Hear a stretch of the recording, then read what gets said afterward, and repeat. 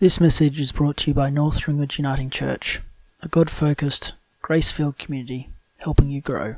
We hope you enjoy.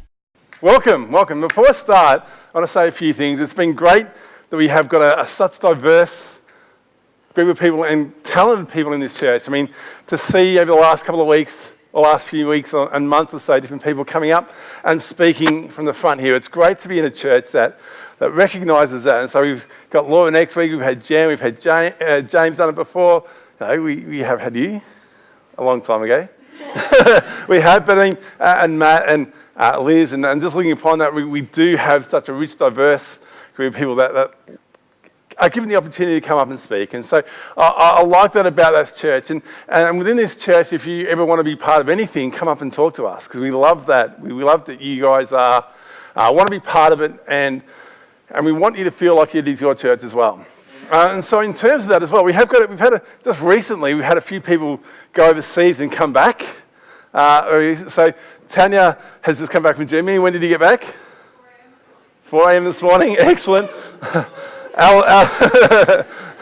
Did your family have to go to the airport? Hey, well done, Sam. Alex has come back from Korea, is that correct? Yep. And then Alan and Angie came back from Africa. When did you guys come back? Excellent. How's the jet lag for each one of you guys? That's good. And then the church council members went on a council retreat this weekend, and so a few of us have been up there talking church council stuff. That was fun and games. But so we'd like to acknowledge that we are a church together, but we all go out and do so many different things. You know? And it's great to see us all back in here sometimes together to worship, which gives us the energy to go out. And whether we just do stuff within our own local towns or local places or workplaces, or we go out overseas and do other stuff, and it's really good that we can do that. So let's come together in a time of prayer first. Hey God, I just want to thank you for that. I want to thank you for the fact that you are a God that loves us and cares for us no matter where we are, no matter what we do, no matter how we serve. Lord, I want you to open up our hearts and minds and continue to talk to us tonight through the worship, through the fellowship, through the messages, and just let us see you in a new light tonight. We just pray these things in your mighty and wonderful name. Amen. So as Jacob said at the start, we're in the middle of our Game of Thrones series where we're looking at some of the kings of the Old Testament, in particular the Samuel and King sessions and that sort of stuff. And I love the Old Testament. I really, really do, because it has so many real stories about people of God that are flawed, that have just as mistakes as we do. And we can learn lessons from there, how God uses them and how God works through the situation as well. And so I love it how sometimes we can go back into the Old Testament and see how it works in with the New Testament, and always focus on how God works through people. And we have another one of those situations tonight. And last week, Annie touched on King David and through David and Goliath. And I'm going the predecessor of that. I'm going through Saul. And then next week, Laura is jumping back forward. Oh, she's going to be doing something else. A surprise for us. Excellent. That's what I like to see. But it is a king. Yeah. She probably hasn't written yet, and she's going to talk to me afterwards and say, hey, Chris, you shouldn't have said anything. But anyway, we are looking at that. So tonight we're going to be looking at Saul, and through different things he's done and surrounding him. And Andy touched a bit on it last week, but we're going to be talking about jealous and envy, because it's one of those situations that creeps into our lives all the time, and it is something that we just can't escape sometimes, whether it's we deal with it or we deal with other people around us with it. It can come into our lives. And I want to get your opinion on a few things in a second. I've got a video show, but I want to share a few, like I usually do, light-hearted stories to set the scene of this. There was a story in America, only in America, where a guy had a great motorhome. And he loved it. It was massive, it was huge, and he used to take his neighbours out on trips. And he loved the attention he got from getting a great big motorhome. Until his neighbour got one, which was bigger and better than his. And he was worried that his status would now diminish in the community. That he was jealous, not that he had a motorhome, that his status would go down. And so one night before his neighbour had his big trip planned, he thought, oh no, I'm going to siphon some petrol out of his motorhome. And so in the middle of the night, he went out there, he got his tube and tried to siphon some petrol out. Unfortunately, the neighbour saw what was happening and called the police. And the police came and he was rolling around ill on the ground. They didn't know what was happening until they found out he didn't actually put the siphon tube in the petrol tank. He put it in the sewage tank. And so there was raw sewage around from where this guy was round ill. And so the policeman said, do you want to press charges against that man? And he said, no, this is the most fun I've had in a long time. Watching him do that was there. And so that's a bit of a jealousy there. And then the next story is from envy. And there was a woman who just kept on seeing all those women on television with all nice skin and looked at it and tried different things and couldn't get her skin to be nice. And so she read somewhere that Cleopatra used to bathe in camel's milk. And this is from Germany. So she thought, okay, where can I get a camel from? So again, in the middle of the night, broke into the local zoo, whatever the zoo was, and stole a camel and took it home. And so the police was wondering where this camel was, and it left trails, or I don't know how it did. But when the woman got home, she realised the camel was a male camel. And so she couldn't get any milk from there. And so here's another aspect of, that's more jealousy, because she wanted what someone else had. But on a more serious note, there was a situation where I was talking to one of the students at one of the schools I was with. And he was saying he got robbed at a train station. And so a teen came up to him and said, I like those shoes. Where did you get those shoes from? And so he said, yeah, I got them from here. And then he thought that would be the end of it. And so he went off, went to what he had to do, came back, and the youths were still hanging around the train station. And he said, no, I really like those shoes. I'm not going to be able to get to where the thing is. Can I give you some money for it? And he thought he was only joking. He thought, no. Look, I can't give you my shoes. What am I going to wear home? And then he said, oh, no, here's actually some money. I can give you that. I want those shoes. And he still said no. And then he pulled a knife and he actually robbed the teenage boy of his shoes there and then because he wanted his shoes. And so another jealous act that spawned something in the moment. And we've all had situations of jealousy in our own life. I want to show a video, again from the Big Bang Theory. All I'm saying is, if they took all the money they spent trying to make a decent Hulk movie, they could probably just make an actual Hulk. That is apt and amusing. I think I shall share that with Amy Farrah Fowler. She'll appreciate the witticism. Thank you. It'll also help improve her initial impression of you. So what's going on with you two? The status is, as it always was. She's a girl. She's a friend. She's not my, please forgive me for doing this, girlfriend. Right. So you're still just texting and emailing? You don't feel any need to hang out with her? Be in the same room? Leonard, you are my best friend. I've known you for 7 years, and I can barely tolerate sitting on the couch with you. Imagine my attitude regarding prolonged physical proximity to Amy Farrah Fowler. Got it. Well, I sense judgment on your part. No. Maybe a little. May I suggest that your criticism is based on jealousy? Jealousy? What do I have to be jealous of? I have a functioning and satisfying relationship with a female.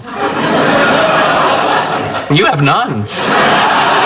All right, that. Jealousy is an ugly, green-eyed monster, not unlike the Hulk, who, by the way, also has a girlfriend. In this iteration, Jennifer Connelly, whom you may recall as the girlfriend of Russell Crowe in A Beautiful Mind. A feel-good romp if there ever was one. I'm not jealous. Leonard's not jealous. There we go. Now, I want some feedback from you guys. What is the difference between jealous and envy, do you think? They're very much intertwined with each other. They really are. Jealousy is wanting something that you don't have, and envy is... Well, I think jealousy is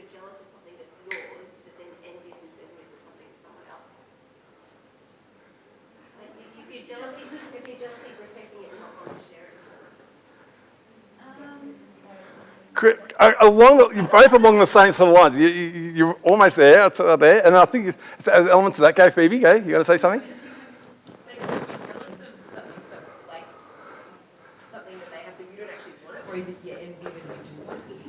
Chris has got his hand up because he's looking at. He's on the phone. Envy is a reaction to lacking something. Jealousy is a reaction to the threat of losing something. So, an example of that is I've looked the same thing. It could be. We could be on the same party, Chris. It must be the name. It says, if you want your neighbour's new convertible, you feel envy. If she takes your husband, you feel jealousy.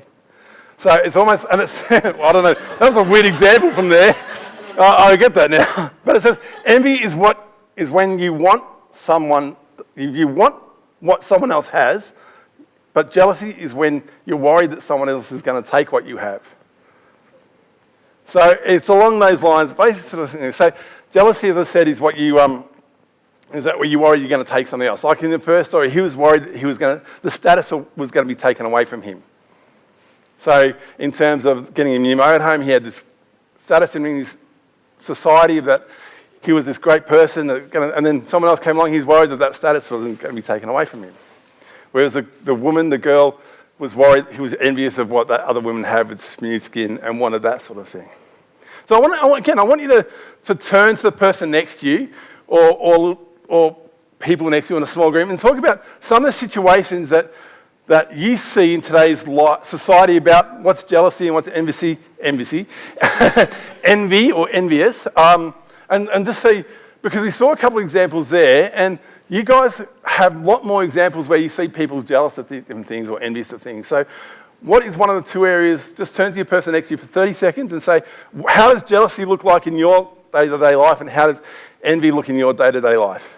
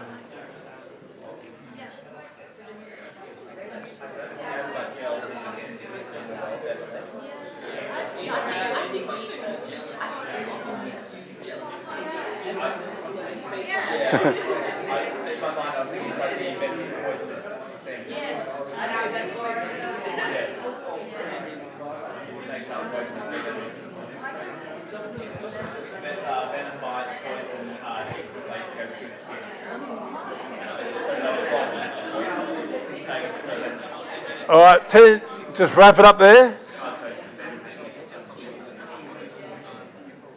Just because the level of conversation, we can see that there's lots of jealousy in our lives or envy in our lives. And we don't have to look too far before we see the fruits of it, so to speak, and the fruits in a bad way rather than in a good way. And we could share amongst the whole group, but I think that, as I said, that there's lots of different ways that it does show itself in our lives. And some are more personal to us. Some have been jealous of us, and we've seen that, or we have been jealous in certain situations. And jealousy can happen in the church as well. You think, oh, I wish I could sing like that person. Or I wish I could be like that. Or I wish our church could be as big as their church. We've been working hard for 20 years here, and we've only got this here, but they've been up for 2 months and they've already got more numbers than us. So we can be envious of that. So it doesn't necessarily have to be people who don't believe in God. It happens to us as well. And I want to hear 2 examples from Saul's life where we can track one's jealousy and one's envy, and then look at the end to see how we can work with those feelings that we have. And so D-Mac's going to read the first one. And so from 1 Samuel 1:21. I'm going to grab this, otherwise Jacob gets it. And it's not on there, it's on there. There we go. I'm going to read off here because you guys are reading the same thing, and that way words don't get mixed up. And I apologise When Samuel grew old, he appointed his sons as Israel's leaders. The name of his firstborn son was Joel, and the name of his secondborn son was, Abijah. And they served at Beersheba. But his sons did not follow his way. They turned aside after dishonest gain and accepted bribes and perverted justice. So all the elders of Israel gathered together and came to Samuel at Ramah. They said to him, "You are old, and your sons do not follow your ways. Now appoint a king to lead. Appoint a king to lead us, such as all the other nations have." But when they said, "Give a king to lead us," this displeased Samuel. So he prayed to the Lord. And the Lord said to him, "Listen to all the people are saying to you. It is not you they have rejected, but they have rejected their king. As they have done this from the day I brought them up out of Egypt until this day, forsaking me and serving other gods. So they are doing this to you. Now listen to them. But warn them solemnly and let them know what the king who will reign over them will claim as his rights." Samuel told all the words of the Lord to the people who were asking him for a king. He said, "This is what the king will reign over you. This is what the king who will reign over you will claim as his rights. He will take your sons and make them serve with his chariots and horses. They will run out in front of his chariots. Some he will assign to be commanders of thousands and commanders of 50s, and others to plough his ground and reap his harvest. And still others to make weapons of war and equipment for his chariots. He will steal your daughters to be perfumers and cooks and bakers. He will take the best of your fields and your vineyards and your olive groves and give them to his attendants. He will take 1/10 of your grain and of your vintage." Yeah, I got that right. "And give it to his officials and attendants. Your male and female servants and the best of your cattle and donkeys he will take for his own use. He will take 1/10 of your flocks, and you yourselves will become slaves. When that day comes, you will cry out for relief from the king you have chosen, but the Lord will not answer you in that day." But the people refused to listen to Samuel. "No," they said, "we want a king over us. Then we will be like all the other nations, with a king to lead us and to go out before us and fight our battles." When Samuel heard all the people had said, he repeated it before the Lord. The Lord answered, "Listen to them and give them a king." Then Samuel said to the Israelites, "Everyone go back to your own town." Thank you. So Israel, so a bit of the background towards that. As you saw there, they had a leadership program where the judges ruled over. So the elders would consult the judges and the judges would make the decision, and here we go there. And so they'd been successful in there for a long time. But now Samuel's getting old, and his sons, as it says there, have been a bit corrupt. And they've done some dodgy things, and the people of Israel don't like this succession plan. So instead of going to Samuel and saying, "Hey, we've got a bit of a problem here, let's work it out together," they were envious of the other nations, of their kings, and said, no, what they've got is good, we want that to us. And Samuel said, no, what on earth are you doing? Don't you see what else is happening? And I made a list of what they will do. They'll force their sons to make chariots. They'll force their sons to be in the front of the chariots at war, They'll force people to plough his land and crops for him. He's forced their daughters to become perfumers and cooks and all other sorts of things. He will take the best of their crops and livestock. He will be their slaves. He will take their slaves. He will make them become their slaves. And they'll cry out for relief to the king, but still, they want a king. They said, no, we don't see all that sort of stuff. We just see the good stuff. A strong leader at the front there, and we want a king that will be king of us.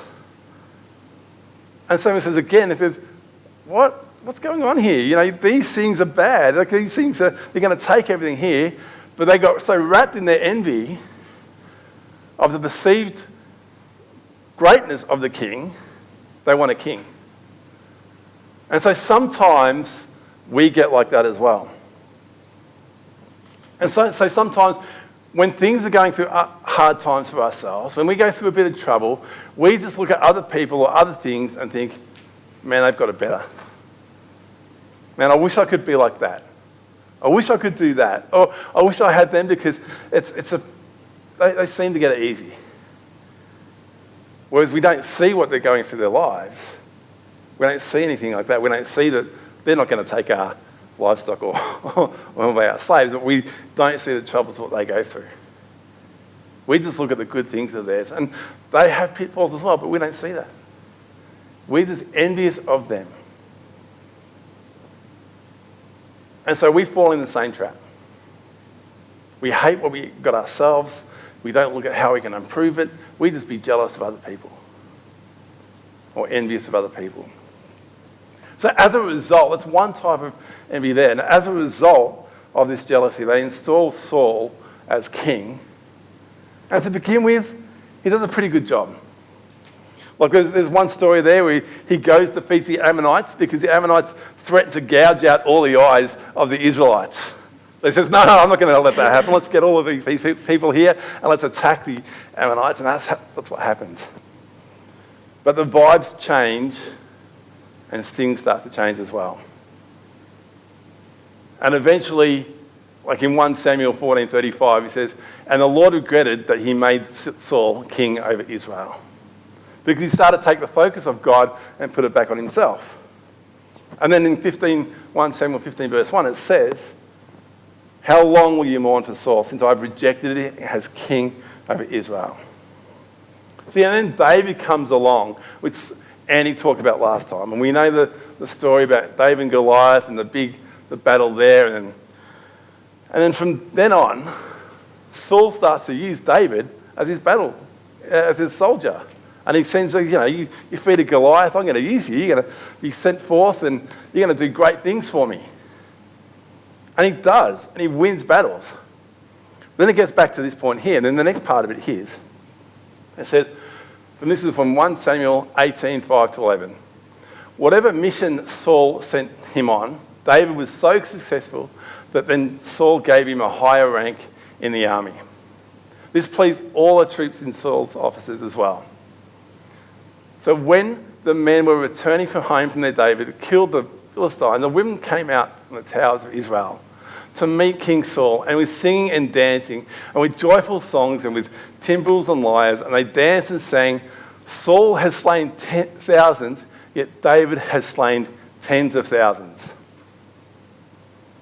Saul was very angry. This refrain displeased him greatly. They've credited David with tens of thousands, he thought, but me with only thousands? What more can he get but the kingdom? And from that time on, Saul kept a close eye on David. The next day, an evil spirit from God came forcibly on Saul. He was prophesying in his house, and David was playing the lyre, as he usually did. Saul had a spear in his hand, and he hurled it at him, saying to himself, I'll pin David to the wall. But David eluded him twice. And so that's that bit of text there. And so we get to a point where Saul could have used David in all his battles. Saul could have kept on going and saying, I'm going to be the greatest king because I've got a great soldier army in front of me. I've got David, who's this great soldier who everyone knows and fears David, but he's mine. Instead of doing that, he gets jealous. He gets jealous of the status that David has in the community, because people are singing, Saul killed 1,000, David killed tens of thousands. So he could have taken that two ways. He could have taken that, David and Saul are the same ones, and they're accrediting those victories to me. And I don't mind if they say David takes the credit, because in the real world, Israel wins. But he didn't take it like that. He took it as, they're thinking David's better than I am now. I'm jealous of that status that David has. I'm jealous of him now. How am I going to change this? What's going to happen now? And from that moment on, as we heard last week as well, Saul tries to kill David. And so we get in this position now, two types, where firstly, the Israelites were envious of the other nations and wanted a king. And now Saul is jealous of David because he's getting this status that he's got and he wants now. get back to what we started at the start. They're not too dissimilar to what we experience. They're not too dissimilar to what the feelings that we have or the people around us of jealousy and envious. They get mixed up very easily. And I'm going to put them both together because they come from the same thing. And so when left untreated, they can fester in us. It can make us feel bad. It can make us feel bitter towards people or other things, or start resenting ourselves because of it. And we've all been in those situations where it has happened like that before in our own lives. So how do we deal with these feelings? Because as we saw with Saul, that was the end of him. How do we deal with those four? Now, I'm going to flick forward to another Saul who got turned into Paul. So I was linked in a way there, but differently, man. He talks about it in a lot of his letters. And so when we dig into Saul's life and Paul's life, well, Paul had a very different past. Paul was Saul. Saul was this leader in the New Testament that was killing Christians all over the place. And he had a dramatic conversion to Jesus, to Christ, and said, "Oh, I'm going to change my life." And started changing, started writing letters and converting people. And that. But not everyone liked him, so he didn't have a rosy life as soon as he became a Christian. He was in prison. He got spat upon. He got lots of things happen to him. And so we pick up one of these letters from when he was writing to another town when he was in jail. So Paul knew what it was like to have good times and bad times as well. And so in Philippians 4:10-13 it says, "I rejoice greatly in the Lord that at last you renewed your concern for me. Indeed you were concerned, but you have no opportunity to show it. I am saying this because I am in need. I'm not saying this because I'm in need, for I've learned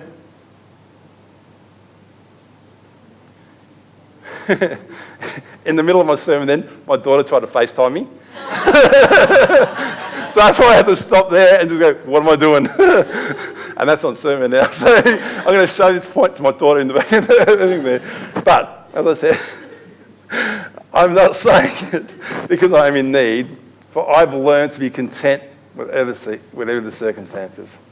I know what it is to be in need, and I know what it is to have plenty. I've learned the secret of being content in any and every situation, whether well-fed or hungry, whether living in plenty or in want. I can do all this through him who gives me strength." So the keys are in there. See, it says in there, I've been hungry, I've been well-fed, I've had plenty, I've had want, I've had situations where he probably felt jealous of other things. But he says in there, I've learnt the secret of being content with who I am. Being content with who Jesus has made me, with being content in my own situation. It didn't come to him like that. He learnt it. He had to learn it. And for us, that learning can take a long time sometimes.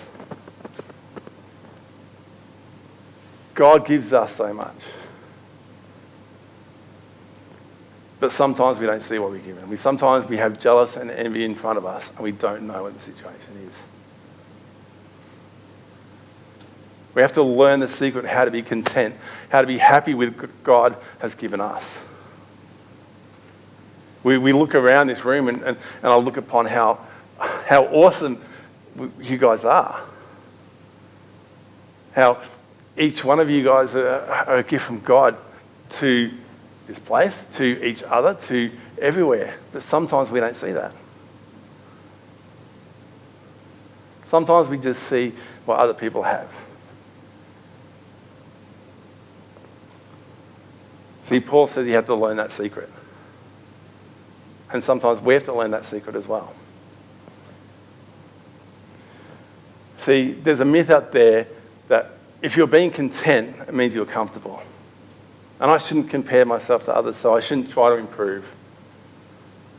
But it is that we still need to improve ourselves, but not just to other people. Galatians 6:4 says, each one should test their own actions then take pride in themselves alone without comparing themselves to someone else. How easy it is to compare ourselves to other people and look at what we've got and what we haven't got because they've got it, or what we've got, well, the society around us tells us we should have. Here it's saying, don't compare yourselves to other people. Look at yourself. Look what God calls you. Look what God says you should have. Look what God tells you to do. Be inspired by that, not by other people.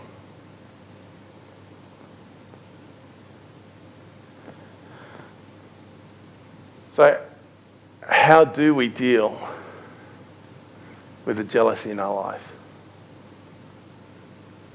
See, for Paul, he says, I rejoice greatly in the Lord, and he renewed my concern. We need to get back to looking how Jesus sees us and looking at what Jesus put us in our situation of life. So it's easy to get in those jealous situations. And the last bit of that is that I can do all things through him who gives me strength. So sometimes we doubt what we are our own abilities. We say, I can't do that. There's so many stories in the Bible where it says, where God calls people to do stuff. He calls Moses, he says, I can't speak. But I'm still going to lead you to the nations. I'm still going to do that. God gives us the strength and the power to do these things. Sometimes we need to take a step back from our own situation and see it from God's eyes.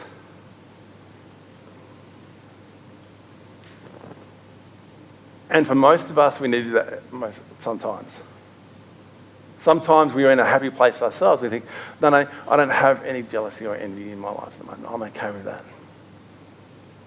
I want to finish up by pointing out the first point in our vision statement, which says we want to be a community that uplifts, supports, and encourages one another in faith and in fellowship. And so for that point, if we are jealous or envious, we don't really uplift. We don't really encourage, because when we are like that, we focus on ourselves, we get bitter towards the people around us. And so if we want to be a community that does that, we have to strip away jealous and envious thoughts. Don't be like Saul, but be like Paul. And learn the steps to being content. Now, I know for some people it's very hard. I struggle with this with different people all the time. And it's a long journey for some people in terms of getting jealousy out of their life. But it can be done. And if you do need help with any of that sort of situation, we've got leaders or friends within there to help you with that sort of thing, to help you take your eyes off your inadequacies and what God sees you as.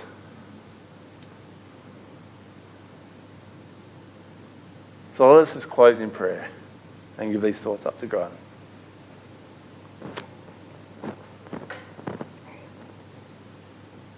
Hey God, we thank you. We thank you that we are made by you. We are made in your image. That you love us no matter who we are, and no matter what we are, no matter what we have done. Lord, we see jealousy and envy rife in this world. And sometimes we get caught up in it. We get jealous and envious of other people around us. And even in the church, we get caught in those situations.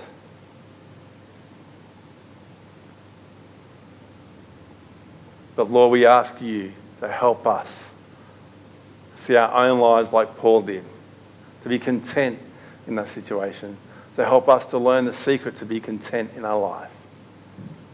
And that secret is to see ourselves how you see us.